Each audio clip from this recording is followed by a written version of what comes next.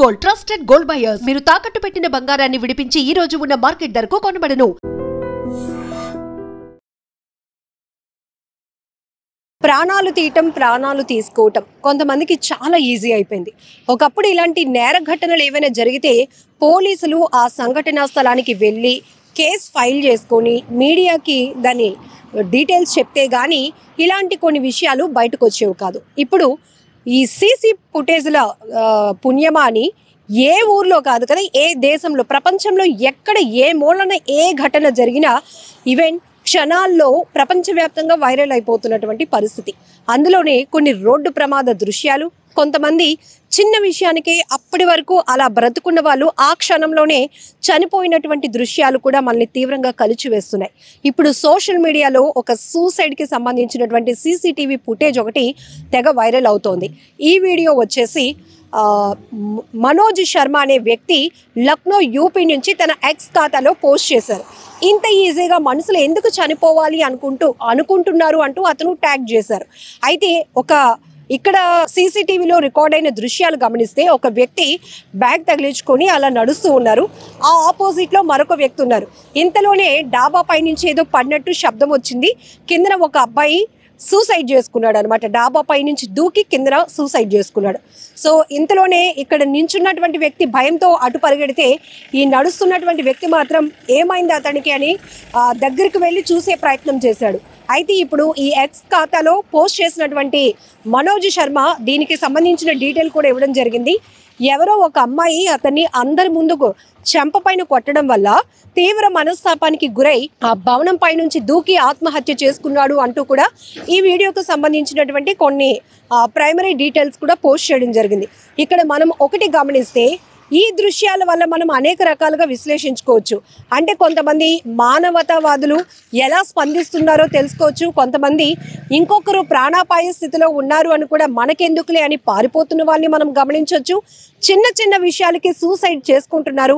వీళ్ళకి ఇంత అంటే ప్రాణాలు తీసుకోవడానికి 6 అంతస్తులు 10 అంతస్తులు భవనం ఎక్కి అక్కడి నుంచి దూకేసేదానికి ఉన్నంత ధైర్యం ఎవరో ఏదో అన్నారని దాని నుంచి మళ్ళీ బయటపడడానికి ఒక ప్రయత్నం కూడా చేయకుండా ఆత్మహత్య చేసుకోవాలి అనే ఆలోచనకు వెళ్తున్న వారిని కూడా మనం ఇక్కడ గమనించవచ్చు. అంటే ఒక సంఘటన మనకి అనేక విషయాల్ని తెలియజేస్తుంది అనడానికి ఇలాంటి వీడియోలు కూడా ఒక ఎగ్జాంపుల్ అని ఎందుకు చెప్తున్నామంటే సూసైడ్ అనేది ఈ మధ్య కాలంలో ఎక్కువగా మనం చూస్తున్నాం.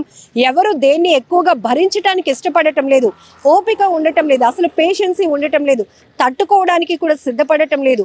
ఎలాంటి స్ట్రగుల్ వచ్చినా ఫేస్ చేయాలి, స్ట్రాంగ్గా నిలబడాలి. మనుషులకి మనకే కదా ఇలాంటివి వస్తాయి, ఇలాంటి కష్టాలు వస్తాయి అని కూడా ఆలోచన లేదు.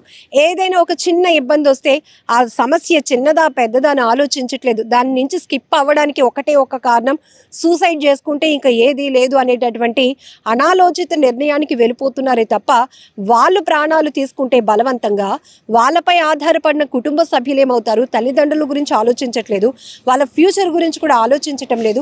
అప్పుడు ఉన్నటువంటి పరిస్థితుల్లో వాళ్ళు క్షణికావేశంలో తీసుకుంటున్న నిర్ణయాల వల్లే ఎక్కువ శాతం ఆత్మహత్యలు జరుగుతున్నాయి.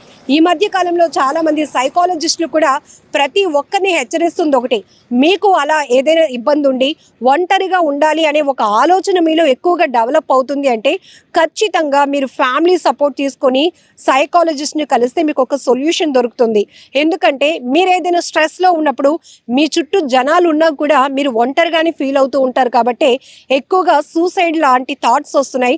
సూసైడ్ టెండెన్సీలోనికి చాలామంది వెళ్ళిపోతున్నారు, బలవన్ మరణాలకు పాల్పడుతున్నారు. విద్యార్థులు కావచ్చు, ఉద్యోగులు కావచ్చు, ఈవెన్ ర్యాంక్స్ రాలేదని చెప్పేసి స్టూడెంట్స్ సూసైడ్లు చేసుకుంటున్నారు, ఉద్యోగాలు రాలేదని నిరుద్యోగులు చేసుకుంటున్నారు.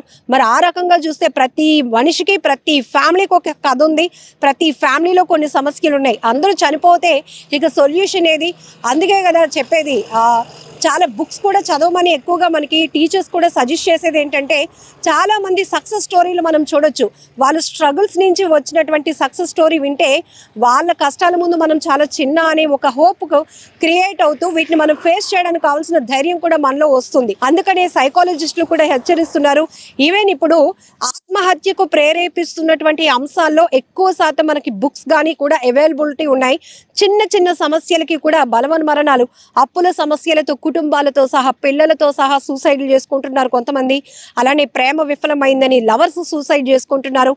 రైల్వే ట్రాకుల పైన అనేక శవాలు మనం మృతదేహాలు చూస్తున్న పరిస్థితులు చూస్తుంటే భయం వేస్తోంది. అలానే ఎవరినో నమ్మి ఇంట్లో వాళ్ళ నుంచి వదిలి బయటకు వచ్చేసి ఆ తర్వాత మేము మోసపోయాము అని తెలిసిన తర్వాత వాళ్ళు కూడా ఇలాంటి పనులే చేస్తున్నారు. ఎక్కువ శాతం మనకి ఈ ఆత్మహత్యలకు ప్రధానమైన కారణాలు మనమేంటి, మన స్ట్రెంగ్త్ ఏంటి, మన ఫ్యూచర్ ఏంటి, మనపై ఆధారపడిన ఫ్యామిలీ ఏంటి, ఇవి ముందు మనం పరిగణలోనికి తీసుకుంటే కనుక మన మీద ఉన్న బాధ్యతలు ఒక్కొక్కటి గుర్తొచ్చి మనం నెక్స్ట్ స్టెప్ ఎలా వేయాలి అనేది కూడా ఒక ఆలోచన వస్తుంది.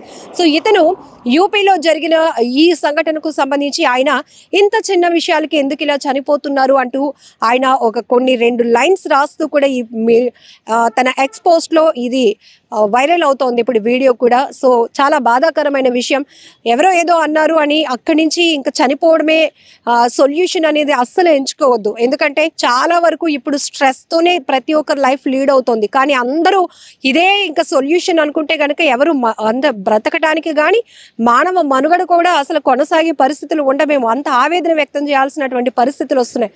తరచుగా చూస్తున్నటువంటి వాటిలో ఎక్కువగా హత్యలు చేయడం, ఆత్మహత్యలు, కుటుంబ తగాదాలు, వివాహేతర సంబంధాలు, లేకపోతే అనుకున్న టార్గెట్ రీచ్ అవ్వలేకపోయాం, ఇలాంటి కారణాలతోనే ఎక్కువగా జరుగుతున్న పరిస్థితులు చాలా తీవ్రంగా కలిచివేస్తున్నాయి.